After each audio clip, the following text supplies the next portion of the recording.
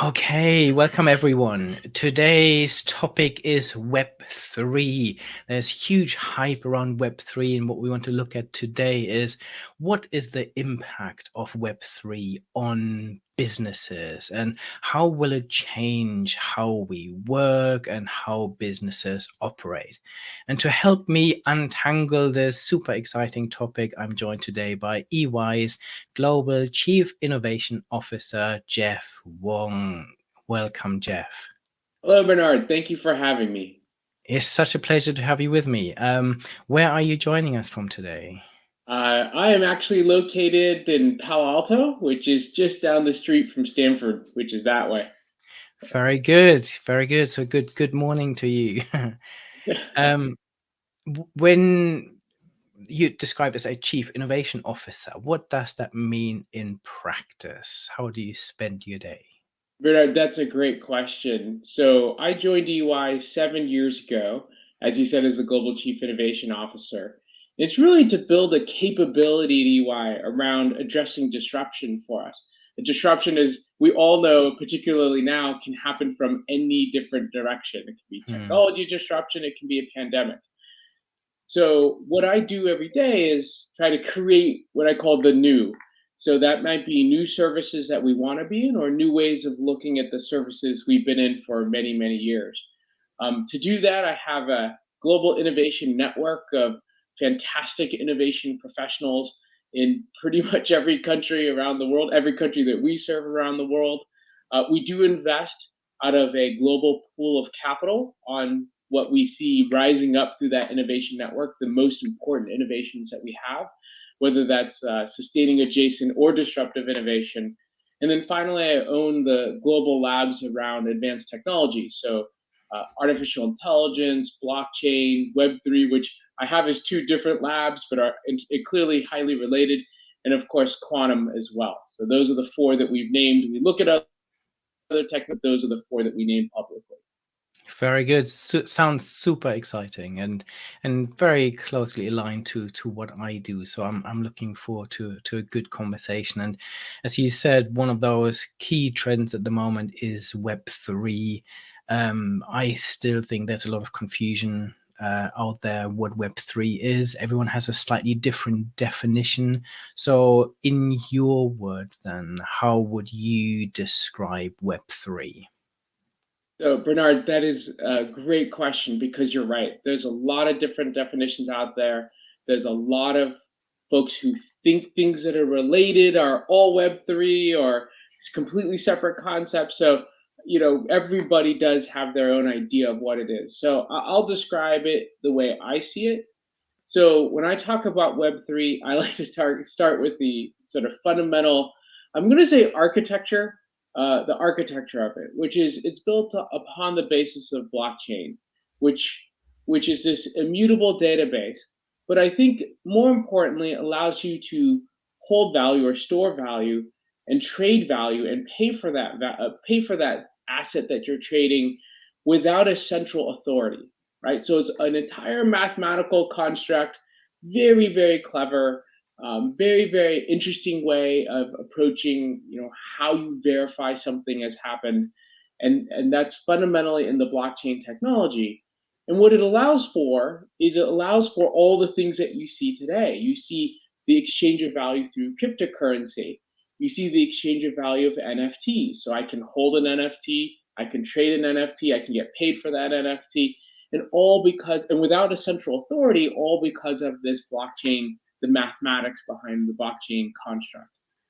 What it means actually is that you have this, for those who've studied political science or economic theory, a lot of it is based around the holding of property and the exchange of value. Who has the right to hold property? Who has the right to exchange property? How's that property exchanged? And a lot of the regulations we see around the world are focused on this. So for me, as much as I like to think about the technology back end of this, the blockchain aspect of it, what it implies is an entirely different theory of how you hold property and exchange property that's different from what we've seen before. And so I think it's matching of those two that I like to think about when I think about Web3, the architecture difference, the mathematical difference of blockchain and what it enables, But then on the front end, the entire different theory of how transactions happen, which I think is an equally important mental construct for people to have when they think about Web3 and what it means for them. Very good. So, how is it different to Web 2? Mhm. So Web 2 is, if you think through actually the three, I'm just going to go the three transitions of Web 1 to Web 2 to Web 3. In Web 1, it was really around these big physical servers, these very, very powerful, very, very expensive servers. And so it was actually pretty expensive to have a website and to start a company back then. You had to actually raise a couple $1 million in Web 1 to actually just get your website up and running. And so you saw the of the web built on top of this very expensive architecture. Web 2 actually was, and this is the way I like to describe it again, other folks might describe it differently, I think was based in the cloud architecture, right? Really, really cheap services, really, really cheap hardware, daisy chained together that allowed for really, really big compute power, really, really big storage power because of all this cheap compute sort of systems that were daisy chained together. What did that mean? That mean the cost of doing things was radically reduced, right? So now you could go put your credit card into any of the web services companies that are out there, and you can, for a few $100s, start a new website and do all those different things. In fact, my daughters actually have each had, design a website, launch a website, phases early in their lives, which they just couldn't have done earlier because it would have been too expensive to really support. And so what that enabled is us transitioning from Web 1 to Web 2. So all the social media that you saw, right? All the video sharing that you're seeing and the streaming that you're seeing, all that's enabled by the Web 2 architecture. But for the most part, from a concept of who controls it, it all stayed the same. Sort of these very large companies ended up being formed, and they controlled the idea of what you could do. So they decide what the social media rules are. They decide what's streamed and what artists get paid inside of that streaming service, whether it's a music service or a video service. So Web3 proposes a really different concept of ownership and how things can happen and under what construct. So Web 1 and Web 2 sort of made sense to a lot of people because, again, big companies form, those companies deliver services, they decide lots of things. Web 3 at its basis is really almost a revolution against the concept of this centralized control. So the idea is, if you formed a Web 3 version of social media, why shouldn't the users decide, be able to have a say, a strong say, in fact, a voting say in terms of what gets posted, what can be pulled down, how would pictures be shared, sort of all the rules we see in social media. If you have a streaming service set up under a Web3 construct, why shouldn't the producers of that content, the musician or the movie makers themselves, be paid directly for what they have produced and set up their own rules around how much they should be paid and how they should be paid and who should have access to it, right? And so that's really, to me, the big difference between Web 2 and Web 3 is this concept of ownership and this concept of how you get to content and who gets paid and how they get paid and who gets to decide that. And that's really, for me, why Web 2 to Web 3 is as much a sort of political revolution as it Mm. is sort of a technical one. So Web 1 to Web 2 is very technical, sort of, we got cheaper storage, cheaper processing power, we can do more. It was great. Web 2 to Web 3, while you do have some interesting constructs and concepts inside of it, you do have this entire sort of revolution against centralized power or centralized forces. So that's why I think it's a very, very interesting construct, but also something that could be very disruptive to the landscapes that we're all used to out in the world today. Yeah, no, I can't wait to go into more detail on the impact, potential impact on industries and businesses and how they prepare for that. Um, and also maybe discuss some of the question marks I have in my own head around the promise of creating this decentralized world when we have very powerful corporations that will make sure that this might not happen, and we might have new gatekeepers. But before we do this, there are lots of different views on where we are along the journey towards Web3? Some people say we're here. Some people say it's 10 years away. Where do you feel we are on this journey from Web 2 to Web3? Bernard, that's a fantastic question. And I know the team asks a lot every day. And I get asked it a lot by the different groups that I get to talk to. And that's because I think that we are at different points of development for different use cases of Web3. And that's why people, when they look at the same sort of broad concept, this really big idea of Web3, they say, oh, we're more developed in different things. Like there's a lot of cryptocurrencies out there. Now, while the valuations may have bumped up and down, there's still over $1 trillion worth of value associated with that. That's actually pretty impressive not too long ago.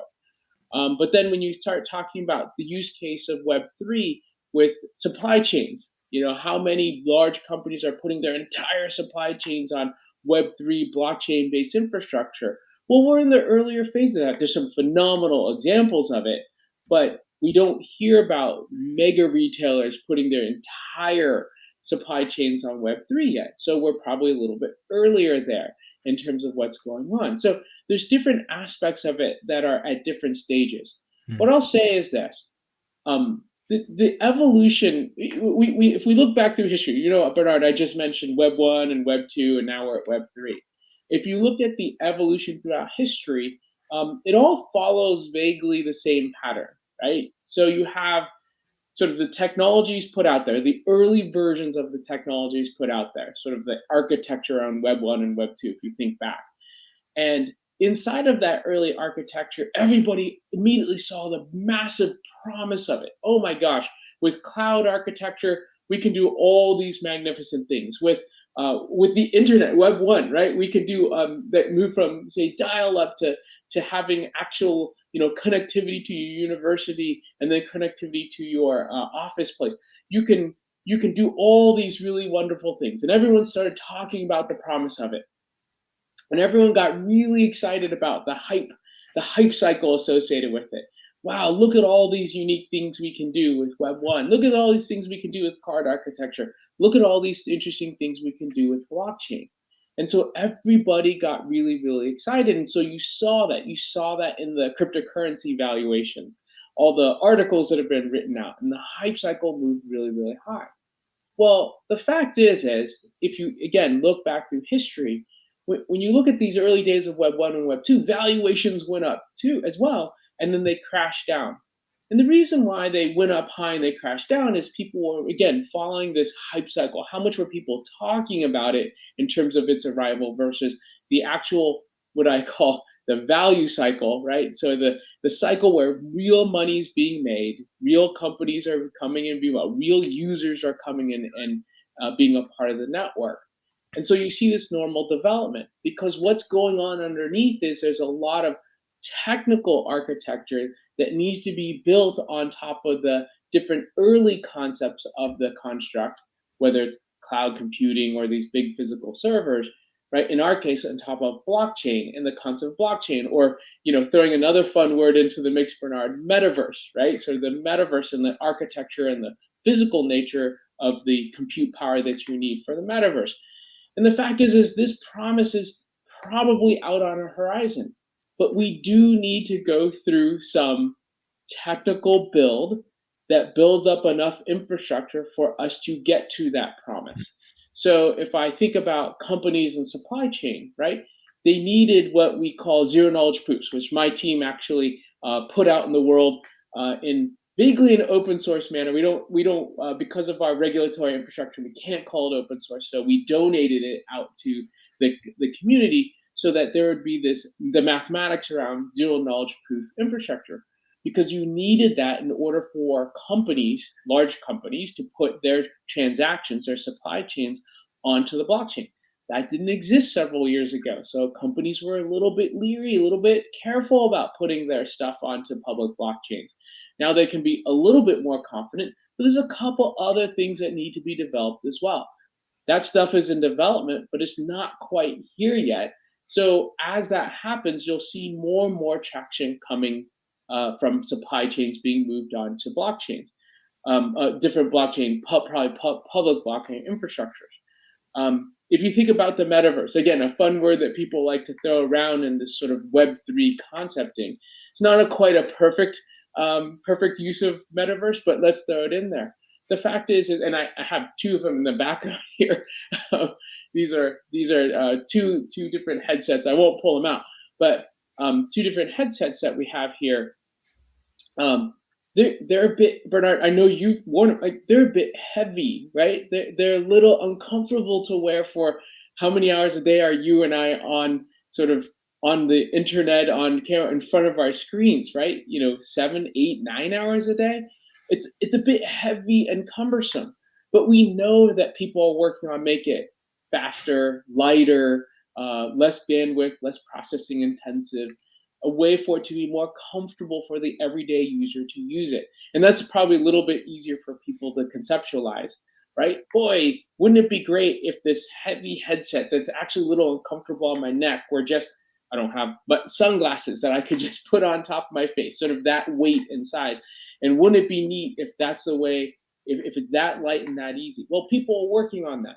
And when that happens, I think it'll be a lot more pervasive, and a lot of the promise of the metaverse will come into play.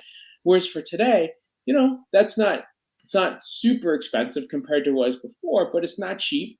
And it's definitely hard, for me at least, to wear it for 6, 7, 8 hours a day. And so you'll see these things be developed over time. These things improve. And in their improvement, you'll see greater and greater use cases.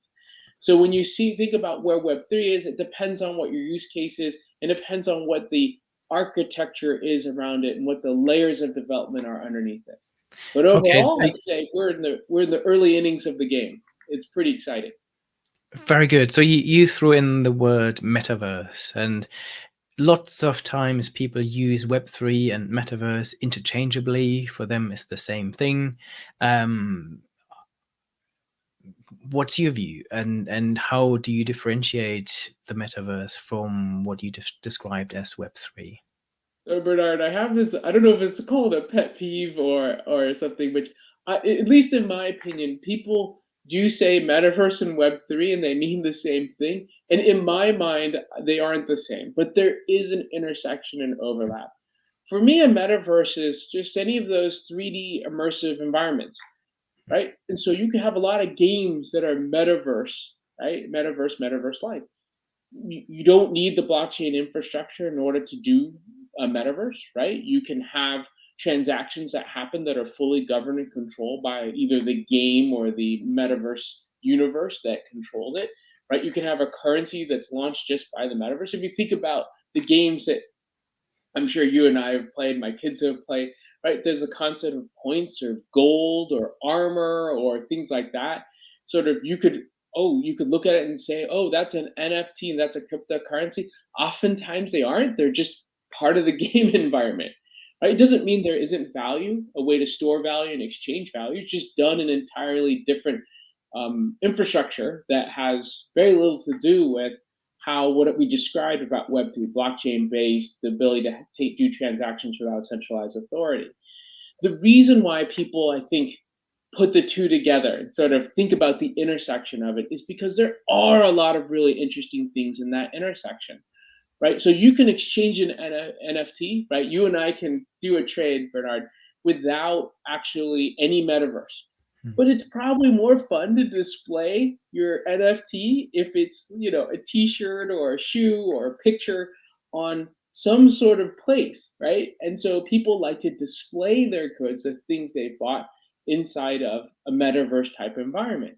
So you have that construct. A lot of the newer metaverses that, outside the true gaming sites that are being developed are developed with a cryptocurrency aspect of it. They understand that they want to create this as a broad-based economy for people to interact with. So there is usually a cryptocurrency aspect to how people exchange goods and what currencies are taking and how they do things, exchange goods for services or or cryptocurrency for goods inside these metaverse environments. So there is this nice intersection between the two, but they are two separate. To me, there's two separate concepts. You can have a metaverse, which has nothing to do with Web3 infrastructure. You can have Web3 that has exchanges that have interesting concepts that people talk about in the metaverse but have nothing to do with it. The reason why I think, Bernard, people like to conflate the two or put the two together is because to me, the metaverse is actually this really interesting, and I'm going to air quote say physical, but it's digital manifestation of what Web3 could be like, right? So when you enter a metaverse environment, a lot of the newer platforms, the successful newer platforms, you get to be whatever character you want to be. You own that, right? You own, if I feel like having spiky hair today, I can't do it on camera with you, Bernard, but if I wanted to do it in an avatar, I could do that. I can define who I want to be inside that environment. And I think when I look around, right, inside the metaverse environment, throw on this one headset and go to any of the big lands, right? The world I see is a perspective that I have. It is a perspective of mine. I'm not not like a flat website where all of us see basically the same stuff, a little bit personally. But every view I have there, it's my own perspective, right? And that's really in line with the philosophy of Web3. I get to define myself who I want to be. I get to own my own wallet directly, so no one else defines what I can own inside that wallet. I get to exchange value how I want to exchange value, and I get to perceive the world from ownership, right? From owning my own concept, my own self identity, who I am. And that's, I think, why people like to use the metaverse. It's a digital manifestation. I'll say it accurately. It's a digital manifestation of a lot of the concepts that people like about Web3. And I think that's why people cross it over. But they are different things, but a Yeah. fantastically wonderful, interesting intersection. Very good. I completely agree with you there. This is exactly how I see the world, that they are two fundamental pillars that will transform our world. They are not quite the same, but there are lots of links between them. To make it more real then for people in business, what does it mean then to drive business value through Web3? Yeah, so Bernard, this is really, really interesting because as you know, EY, we're a 350,000 person organization serving clients of all sizes, all sectors, all around the world. We're in every major country. We're pretty much in every major city around the world. Sometimes we have multiple offices in the same city because the cities are quite large. So the perspective I have is really coming from that aspect of it, being able to hear the different stories from around the world.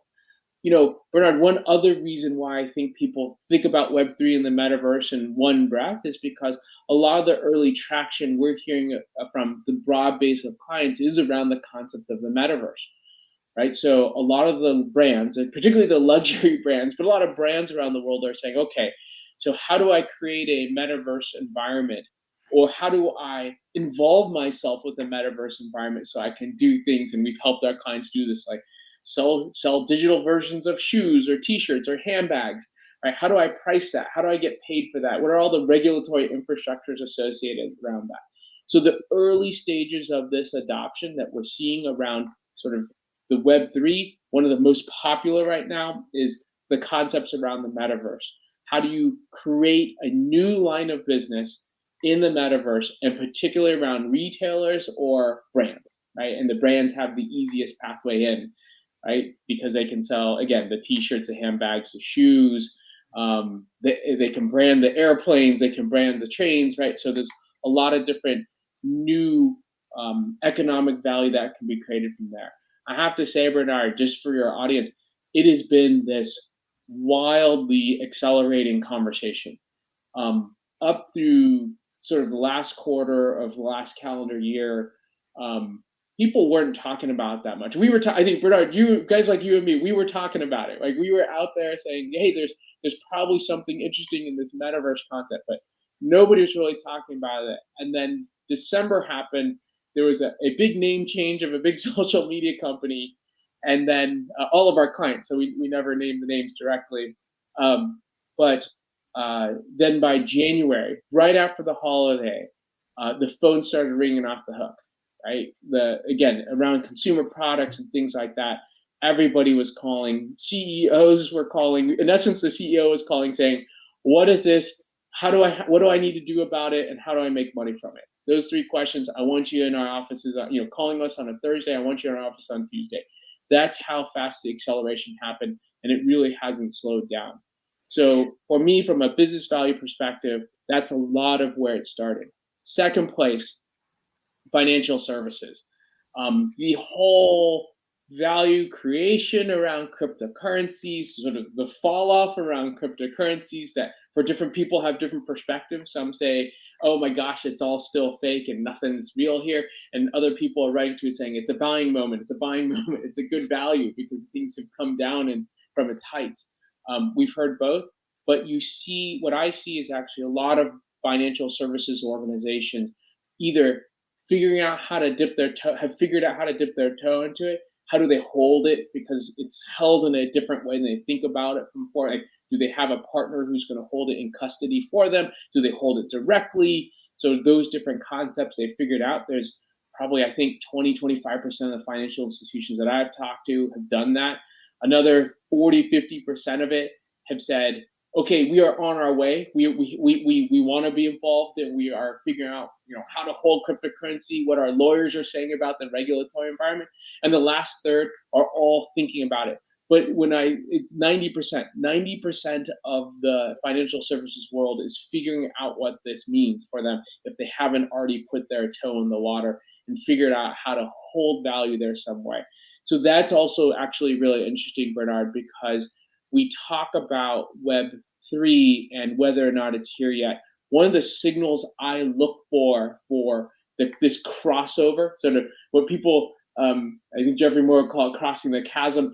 I don't know if it's quite technically crossing the chasm, but this crossover from this early set of folks who are sort of experimenting around this crazy new way to exchange value to, okay, the serious money is coming in, right?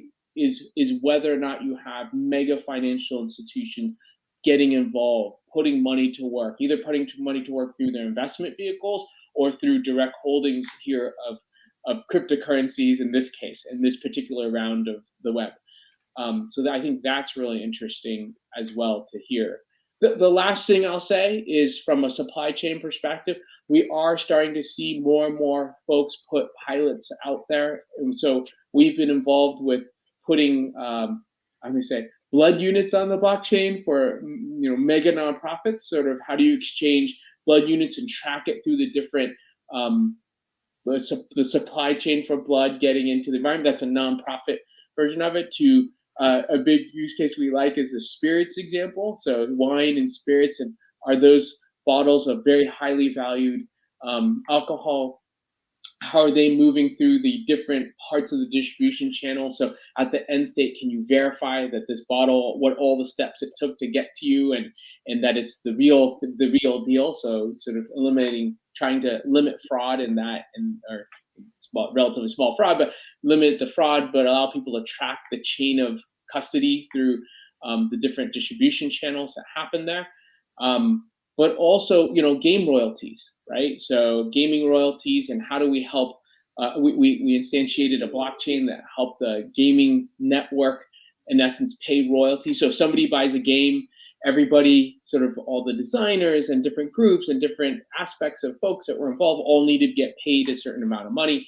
How do you basically do that exchange through a blockchain network, which can be a lot cheaper than Excel spreadsheets and lawyers, which is how historically they did it. It's easier if you do it through blockchain shared ledger with smart contracts. Easier, better, faster, cheaper, right? So we're starting to see more happen there, but it is early days. It is earlier days there than what you see happening sort of in the financial services and, of course, the brands and luxury brand segments. Yeah. Do you have any favorite use cases that any brands that you think have done this well? Any organizations that have tipped their toes in the water and you thought they got this right? This looks really exciting.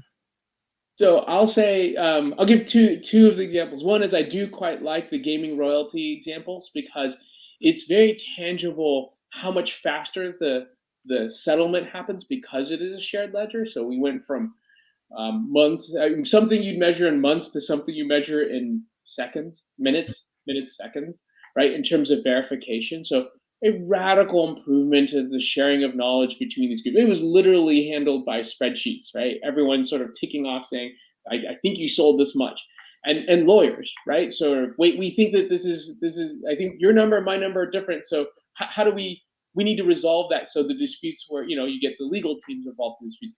So it's a very cumbersome process that I think everyone just wanted to be honest, and everyone just wanted to be paid correctly, right? And nobody was trying to um, hide anything from anybody, but it just became this really cumbersome network process. So the efficiency gain there, I think, is quite interesting. On the other side, sort of more consumer friendly, fun side, um, we have these entertainment clients that are doing really, really interesting things. They're first of all, they can be involved in a metaverse. So this is their first question: should we be involved in somebody else's metaverse land? Should we build a land that's sort of a rent land or buy land in their land and then sort of build up our site there, or should we create our own? And some of these entertainment companies are big enough to create their own. And so they're saying, wow, we can create a land on our own. And to see the evolution of the discussion from we can create a land, we can invite people into that land who, maybe our theme park is too crowded that day, so they can come and enjoy, or that, physically getting to a theme park is hard, they can enjoy our theme park year round, to wait, they can be citizens. They can come, they don't have to come just, once or twice a year. Maybe they can come every week to wait a second, should we launch our own cryptocurrency underneath it, right? So the evolution of that, those discussions, I think, are just really fascinating, right? Folks are getting it and understanding it really quickly, and understanding the business implications really quickly. And if you're broadly influential, like an large entertainment company, then you have lots of assets you can bring to bear. Right? You have fans of your company that like your company from many different angles, and you can start thinking about it as an entire citizenship, that you own this citizenship, this. And so it's just really one of those wonderfully creative applications of what Web3 slash the metaverse could mean for companies. And I think that that's what I find to be really interesting, and could be very transformative for different industries. That type of creativity sort of indicates what could be a really transformative moment for a lot of different industries around the world. Some people, when you talk about Web3, say that uh, lots of the use cases we talk about can be delivered with traditional technologies that we already have. So do you have any particular examples where you think this really illustrates how Web3 is so much better than Web2? Well, I actually think that a lot of these um, uh, the thing that the difference between Web 2 and Web 3, again, we said, was without central authority, right? And so to me, all the examples you can give around the without central authority are good examples of how the transition from Web 2 to Web 3 is happening, or use cases that are interesting. And it's not necessarily that there will be different use cases per se, but at least early on, because a lot of the stuff we do in sort of the Web 2 infrastructure is great. Like, people really like it. And so why wouldn't you want you want a streaming service, video streaming service? I like those. I like the music streaming services. I like those. I like being able to buy stuff in the Web 2 infrastructure. But what I think you'll see is and these things are coming, right? What I think you'll see is, how do you develop the same concept but in a Web 3 way, so that, again, I give the example before, so that the producer of that content has just a lot more control over that. And how do people feel about the fact that the producers of that would have a lot more control over it? So I think what you're going to see is a lot of a copying of Web 2, sort of an entire copy paste of Web 2, and people are going to try to do it in a Web 3 concept, right? How do we develop a streaming service, a music streaming service, where the artist gets to set the terms of how much they get paid and how they get paid? And I think that will provide a really different, new outcome. But it is a similar service, right? That you can do from Web 2 to Web 3. Um, I do like the exchange of cryptocurrency and the idea that you can exchange that without a central authority, right? The entire concept of currencies, real currencies, is done with government authority, and so you have to how does inflation work, and how does the treasury work if you're in the U.S., right? What are the what are the um, what's the money supply? All these different questions you have to ask yourself about those things that are sort of defined by this relatively centralized authority called the government. Well, over here, you can have a currency, and the decision of how much currency is out there, and should you replatform from proof of work to proof of storage to proof of whatever the new next proof is, right? Proof of stake, right? Is done and voted on by the community, right? And so I think that sort of those are good exhibitions of how Web3 could be different from Web2, but a lot of it could be, at least early on, the same stuff, right? It's the same concepts. Now, you still have a supply chain if you're a big retailer. You still have to have a supply chain network where you talk to your customers, or you talk to your suppliers. It's just maybe cheaper, better, faster, easier for someone to plug into a publicly available blockchain-based network where lots of suppliers can plug in and out of your network, without putting pipes in directly to you. So I just like the idea of how that's being done. I like the mental exploration of the fact that it could be really, really different, in terms of how you even approach the normal things that we like today. Very good. Do you feel that Web3 will also transform the workforce itself? Yeah, I do. It's sort of two big concepts there that I have in my head, at least, Bernard, when you ask that question. One is around the idea of how and who you work for. If you think about these Web3 projects, a lot of them sort of ride on top of the concept of the gig economy, right? They're nonprofit run projects, voted by governance tokens, paying out by tokens for work done by developers on an ad hoc basis, right? That happens in the Web3 infrastructure. So the idea of who do you work for? Like, if you think about that as a construct of a company, who do you work for? I work for this nonprofit. I get to define my own gigs. I get to work for whichever project I want to work for at that moment in time, and then I get paid, maybe in cryptocurrency in the Web3 infrastructure in the space. But that idea of it is a really interesting idea of how maybe companies will work. Like, what we think of as companies will work going forward are companies collections of people who are against a project. Web3 is a little more easy to see because you see it's typically coders. It's simply coders working on Web3 projects, and there's an outcome, right, of features and functionalities that you see. But how can companies think about themselves differently, or how can organizations? So I do think there's this really fantastic sort of idea that organizational theory gets disrupted because people work together on an ad hoc basis. Maybe a little further out, Bernard, but something I like to think about is, wow, that'd be a really interesting disruption to the world. And that's my job, is to think about disruption and how that works. The other is, I think, a little bit easier and more tangible. When we think about metaverse, right, which we say is conflated into the Web3 world. From a metaverse perspective, you can see people attaching and having another tool to attach themselves to work in a different way. We're talking over video. People used to have, I remember conference calls was really popular back then. Now video is obviously the popular way to go. Hey, maybe meeting in the metaverse becomes a very different, new, popular way to meet.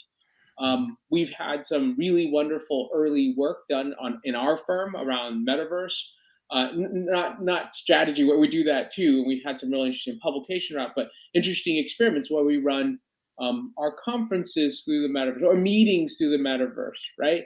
And having our client engagements, and we meet them in the metaverse environment. And it provides us a really different new platform to have a conversation where we can do different things. So for the folks of you who haven't sort of experienced this metaverse, I'd say the first thing, and one of the most wonderful things is what I described before. You can come however you want to represent yourself. Your avatar can represent who you are. and it allows you to interact with people through that lens, right? That lens and some avatar or that expression of the avatar. And Bernard, one of the great emails that I got, and I can't talk about specifically the example, but it was a person with a disability who sent a thank you note for us sort of thinking about the metaverse and using it for certain sort of conferences, events, team meetings, because they said that that they were able to communicate much more easily and better because they were able to do it through a metaverse environment, through an avatar. It made them more comfortable and confident to be part of their team member. And so that's really one of those wonderful examples. I didn't think about that as one of the prime use cases, right? But it's so wonderful to say, wait, this might be more inclusive. We might allow people to express who they are, and they might feel more comfortable expressing themselves. So I thought that was a really wonderful aspect of the metaverse. And then there's other things, right? You can be in a bigger conference, you can pull somebody for an aside. A little hard to do that and when we're all in video together, right? When there's 16 tiles up and you're trying to ask a question. Yeah, you can message them, but it's hard to have a quick sidebar chat. We can do that through metaverse setups depending on which one you're in. So all these other brainstorming I find hard in this sort of flat environment of, okay, we're all on video together, we're all talking together. Sometimes easier because you can have the digital sticky note that you can do. You can do all the voting things that we like to do. I put my sticker dot, and that you do all those things together in the metaverse environment in an easier way than it is for me on the flat. So there's a lot of different interesting use cases that come from it. So I do think it'll become a more and more interesting additional tool for how you're going to attach to the workplace. And so that's why I think, in a couple ways, I like to think of Web3. One a little more theoretical and futuristic, and one a little bit more tangible, and we could see it coming relatively soon. Yeah, absolutely. Both of them are, I think, are super, super exciting. I recently went to a metaverse conference, and suddenly you realize you go to a real exhibition, for example, and you walk so much trying to find the different booth, and then you need to make an appointment, meet the right person, find a bit of peace to speak to them, and then have a demo. And suddenly in the metaverse, you can fly from one place to the other, you can meet them, you can switch the outside world off, and you can just have a one-to-one conversation with them. You can then enter the digital twin to have an actual product demonstration. So it's crazy how fast this is evolving, and the potential of all of this. Oh, Bernard, you're absolutely right. The example you gave, I think, is spot on how we might, to your point, rethink big trade shows and conferences. And you can put that all the way down to little team meetings, right? How do you have little team meetings? But as we said, the thing I think you and I both look forward to is when it's a little lighter, right? Of course, you could go in through your a web browser as well, or through your computer as well. But it's great when these little devices over here, like if you could be just lighter, easier to put on your face and hold on there for long stretches of time, right? I think that will change things, right, for us and make it even more attractive and even easier to use. I was talking to a startup founder of a metaverse learning company, so learning but through the metaverse, and he said his vision is, how they used to say a laptop on every desk. He's like, I see a headset on every desk, but it has to be lighter and cheaper, right? That's all. And they're definitely working on it. Not just them, but sort of the universe of metaverse companies. They're definitely working on faster, better, cheaper. Yeah, and in the same way that I think Web 2 was enabled by technologies like 4 and 5G and better handsets, Web 3 will be enabled by lighter, more interesting AR, VR, mixed reality headsets and other things. So yeah, absolutely. So we've talked about so many super exciting innovations. Anyone listening in any of those industries that we've talked about, that will also probably raise some anxiety, because you think, okay, this some of the things we talked about will have real impacts on industries, on businesses, that they could be hugely transformative. So what is your recommendation? How do businesses prepare for this Web3 world? What should they do? So, Bernard, I think that this is one of the most important questions. And I say this pretty much with every new technology, and you do see the leading companies do it, which is get your hands dirty, right? Meaning get out there, set aside a team. It can be a small team to start that starts experimenting with what Web3 means to you, to your particular company, to your industry.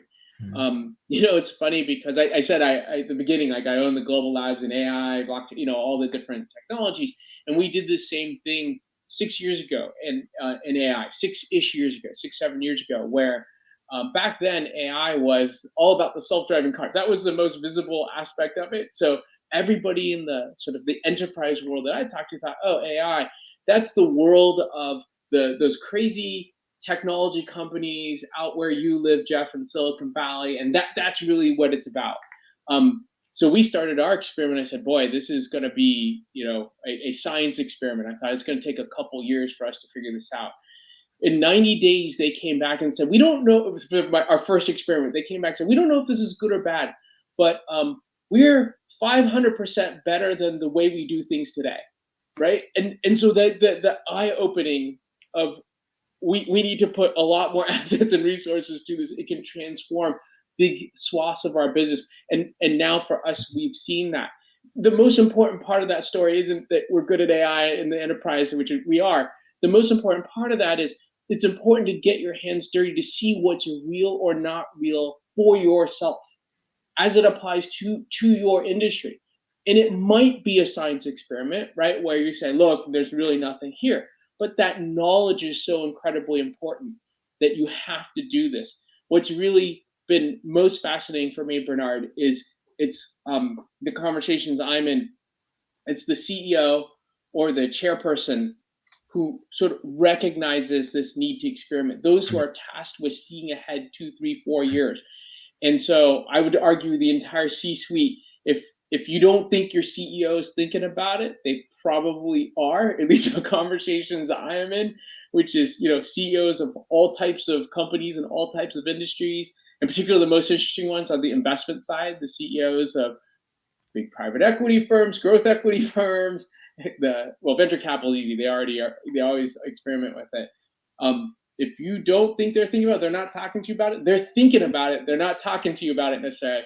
And I think that they want to know. And I think it's really one of the most fascinating things for me because I always go and ask them, like, well, why isn't your organization more? It's like, well, I'm thinking about it and I'm thinking about the implications of this. I don't necessarily want to distract my organization with it, but that's what I say. For CEOs who aren't experimenting, this is one of my jobs here is to experiment, Bernard, because we need to know where we are in terms of technology and how it applies to us. But if you CEO who aren't experimenting with it, you probably should. Your competitors are. And if you're in the C-suite and you don't know if your CEO is thinking about it, he or she probably is. And that's sort of what I'd say. They might be having quiet conversations with sort of different folks around the world, and that's oftentimes the room I get in the one-on-ones. But they're thinking about it and they're trying to figure it out. To your point, right? Just like this conversation, they're trying to figure it out and figure out what it means for them.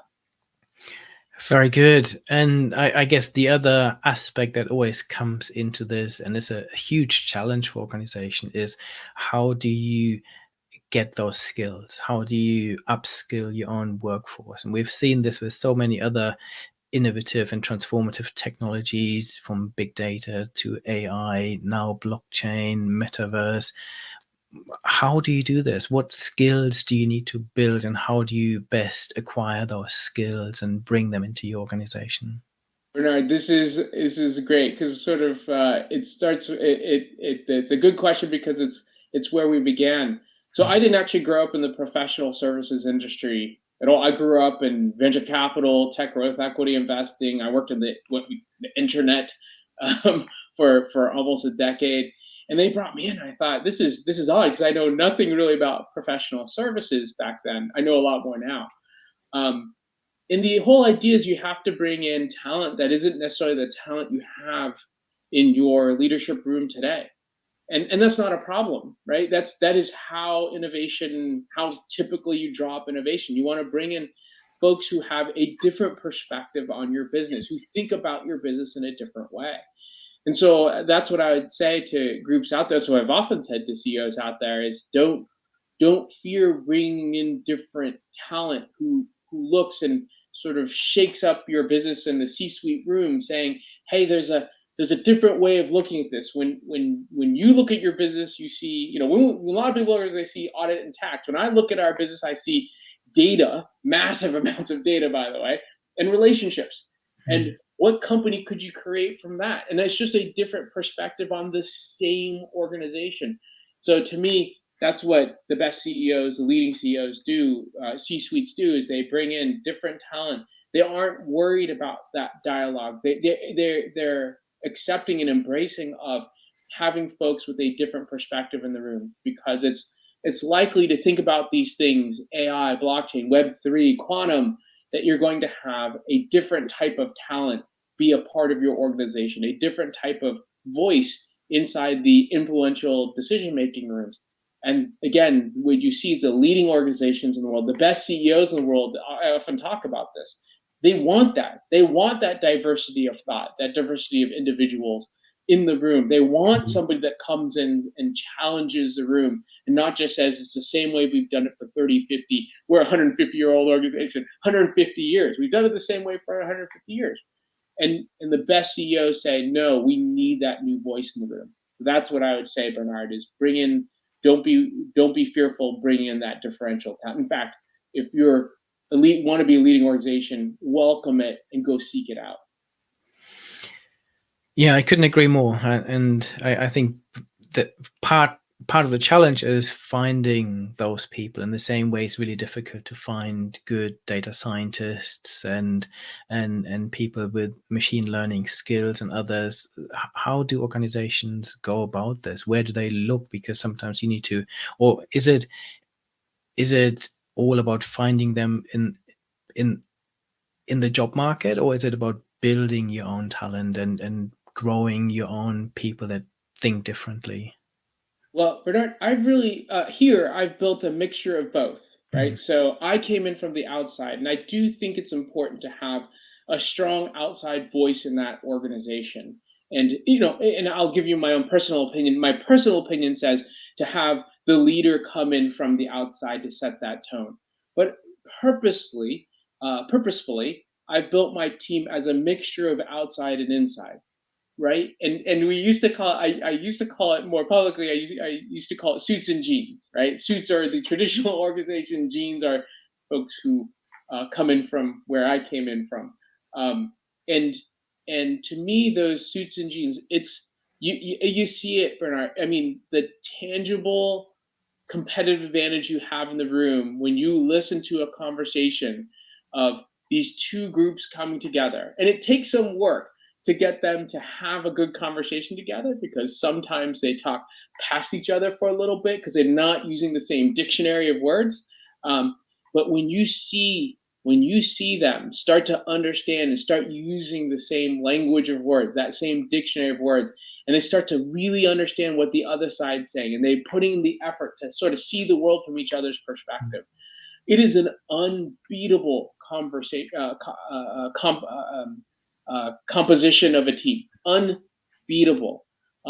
Our track record internally, we don't publicly say it, but is remarkable. We would rival some of the best venture capital firms in the world, if not the best venture capital firms in the world, in terms of our ability to, for us, it's not generating equity value, it's generating revenue return, right? So our revenue return, revenue against investment is off the charts, things that we haven't seen. And it's because of that advantage, because we bring in people from the outside and the inside, and we figure out a way for them to be able to talk together. So for you, Bernard, for the audience here, I think you have to be committed. You have to go out and you have to get that talent from the outside in. And you do look at it in different pools, right? They pulled me out of the internet, sort of, one of the big internet companies. You have to find individuals who are willing to sort of take that journey, who think it's fantastic and interesting. What you do find, Bernard, is a lot of times the traditional companies shake their heads like, how can I pull talent out of insert name of big famous technology company? And what you find is, so I have an engineering background. I didn't go through that, but my background is actually economics engineering. And from the engineering basis, which is a lot of where this talent comes from, what a lot of engineers look for, what I look for is, what's that amazing challenge that's out there? What's that amazing impact on the world you can have? And a lot of the traditional companies of the world have these assets and know-how and people and competitive advantage position, where you bring in that engineering talent and sort of saying like, what would you do with this? Is that amazing challenge on, wow, that's an amazing way of looking at the world, an amazing impact they can have. And you'll find that there's a lot more people interested in these types of opportunities and roles than people think when they first look at it. So I'd say go out and try, and you'll be surprised by the folks who are saying, wait, that's a really interesting challenge, top tier talent, who say that's something that's a different part of the world that I can get behind because I can change the world there. And I really, for engineers, that's really the goal, I think. How do you change the world? Yeah, and I couldn't agree more. My background is engineering and business as well, and I've got the same mindset.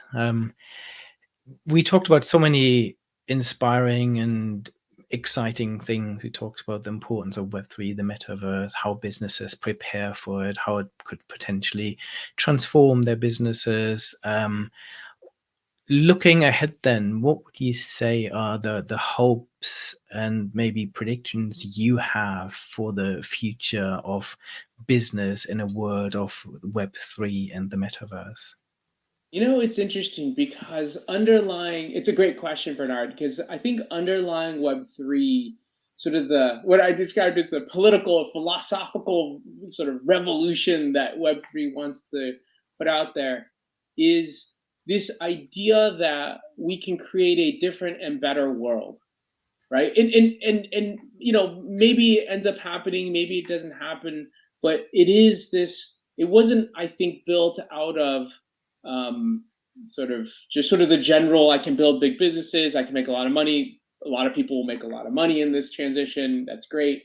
But I think there's an underlying philosophy around it that is around, hey, we want the rights to be your individual rights, and we want you to be able to own things, and we want you to be able to define what your social media presence is, and those types of things that have an optimism associated, I think an optimism associated with, at least I take it as an optimism. Mm. So when I look at the world ahead, what I just hope for is that people use this transition, and it looks like it's going to happen, this transition that's happening, I'll say, at least we see the early signs of it happening, and they use it with that concept of optimism, that concept of making the world better and having positive impacts that come from it, right? There'll be lots of use cases in each scenario, Web 1, 2, and 3, there's use cases where you can use this for negative aspects of the world.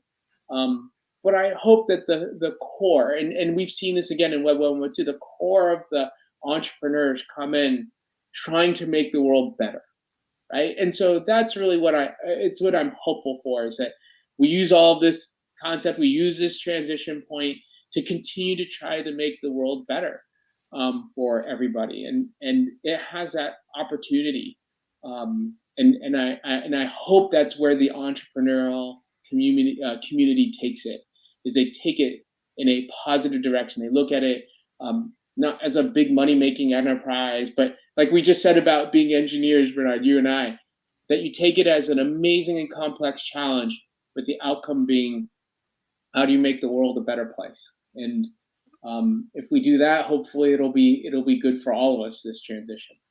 I agree, and again, something we are very closely aligned on. This is my hope as well, and I think with all technological innovations, this is at the foundation of it, that we want to somehow make the world a better place and create a better future. So what a wonderful place to stop. At the same time, I could keep going. There are so many other things we could be talking about. So we need to find some more time another day to discuss this. I really enjoyed today's conversations.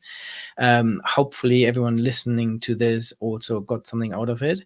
If you ever want to re-listen to any of my conversations, head to my YouTube channel where you can watch this one again, or you can do the same on my podcast, as well as many other hundreds of super exciting conversations about the future of technology and business. So thank you very much, Jeff, for your time today. Thank you, Bernard. And I look forward to that next conversation. Same here. Thank you.